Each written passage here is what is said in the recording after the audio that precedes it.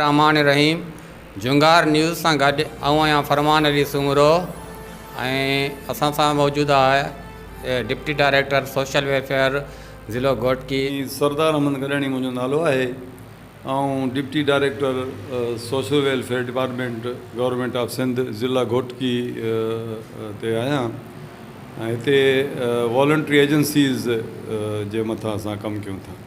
Welfare ठाहिण में माण्हू जोश था रखनि था, साईं जज़्बो था रखनि था, पर जेकॾहिं उन प्रोसेस खे कंप्लीट नथा करे सघनि त इन जी थोरी वज़ाहत असांखे ॿुधायो। असांजे दोस्तनि खे शौक़ु जल्दी जागे थो, पर जॾहिं प्रोसेस में अचनि था ऐं ॾिसनि था त इन में महिनत घणी करणी पए थी, इन में जेको आहे सिलो तमामु देरि सां मिले थो ऐं माण्हू घणा गॾु करणा पवनि था, मुख़्तलिफ़ जायुनि ते मेंबरनि खे ठाहिणा पवंदा। एटलीस्ट असां वटि 45 खां वठी 50 मेंबर्स हुजनि त पोइ दोस्त जेको आहे थकिजी करे हिमत हारे वेही था रहनि। बाक़ी जेकॾहिं असां ताईं पहुचनि था असां उनजी भरपूर मदद कयूं था ऐं रजिस्ट्रेशन लाइ असां वटि तमामु आसानी आहे। ऐं रजिस्टर कराइण खां पोइ कमु कयो, पेपर NGO न हुजे। हींअर बि तव्हांखे मां इतला ॾियां त 350 NGOs मां वञी 47 ज़िले घोटकी में बचिया, बाक़ियुनि खे कैंसिल करे छॾियोसीं छो त हू सिर्फ़ु पेपर NGO वञी बचिया, हू को बि कमु न पिया कनि ऐं को बि प्रोग्रेस रिपोर्ट न पिया मोकिलीनि, को बि हू पाण में इलेक्शन न पिया कराइनि, को बि ऑडिट उन वटि न हुयो, को बि चेक एंड बैलेंस न हुई, उनजो रिकॉर्ड मेंशन न सही न हुयो, उन करे असां उनखे कैंसिल करे छॾियो। हाणे बाक़ी थोरियूं तंज़ीमूं बचियूं आहिनि। साईं सोशल वेलफेयर तरफ़ां व्यूअर्स खे तव्हां हिकिड़ो पैगाम ॾियो त इहे सोशल वेलफेयर तंज़ीमूं ऑर्गेनाइज़ कीअं कबियूं आहिनि, कहिड़े तुंहिंजो तरीक़ेकार छा आहे, कीअं ऑर्गेनाइज़ कबियूं आहिनि? सर साईं 1961 में ऑर्डिनेंस थियो ऐं 1962 में इहो बाक़ाइदा रूल थियो। उन में इहो सिस्टम आहे त तव्हां पंहिंजे इलाइक़े में जेकॾहिं तव्हां यूनियन काउंसिल जे बेस ते ठाहिणु चाहियो था, जेकॾहिं तालके जे लेवल सां ठाहिणु चाहियो था, जेकॾहिं ज़िले जे लेवल सां ठाहिणु चाहियो था, जेकॾहिं सूबे जे लेवल सां, त मुख़्तलिफ़ जेकॾहिं तव्हां यूनियन काउंसिल में ठाहियो था त मुख़्तलिफ़ ॻोठनि जा तव्हां मेंबर कंदव।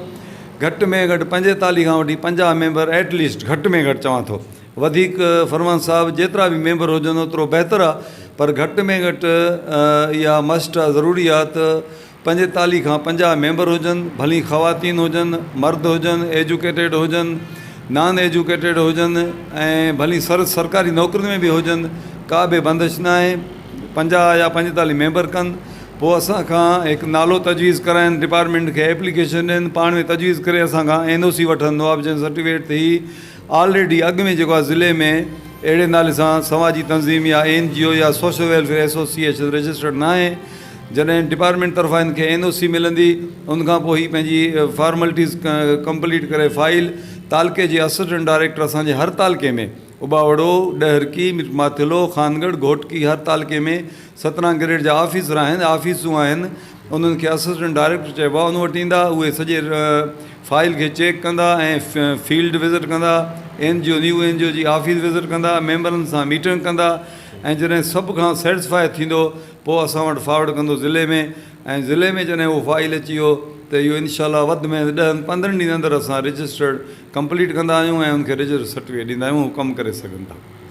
जिते जेके सोशल वेलफेयर तंज़ीमूं आहिनि, जेके उन्हनि जा कम आहिनि, उन्हनि जा फ़राइज़ आहिनि, जेके उहे कहिड़ी कैपेसिटी ते हली रहियूं आहिनि? उनमें हिकु त पाण में हू जेको आहिनि पंहिंजो मेंबर्स जेके आहिनि उहे चंदो मुक़ररु कंदा आहिनि कॉन्स्टिट्यूशन में, आइन में बाक़ाइदा लिखियलु हूंदो आहे।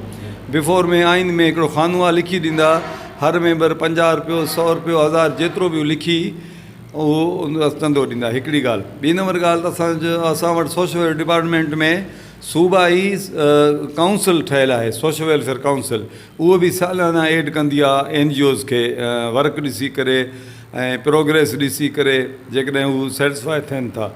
ऐं टीं वारी सूरत हाल इहा त UNICEF आहे या ॿाहिरि इंटरनेशनल NGOs आहिनि, उन्हनि सां पार्टनरशिप करे हू पंहिंजो कमु करे सघनि था, बहितरीनु कमु, जीअं ज़िले घोटकी में पिलान पाकिस्तान, हैंड्स वग़ैरह या पंहिंजो ॿियूं तंज़ीमूं इंटरनेशनल आहिनि। पर असां वटि तव्हांखे मौजूदु रहिया मोहम्मद क़ासिम कलवट साहिबु, जंहिंजी बेदार समाजी फॉर्म आहे, कॾहिं बि कंहिं ॿार डोनर खां न वरितो पर पोइ बि सुठो कमु कनि था।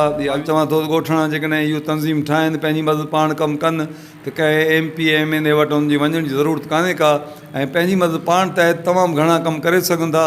जुगाड़ न्यूज़ जे प्लेटफॉर्म जे थ्रू व्यूअर्स खे का पैगाम ॾियणु चाहियो था?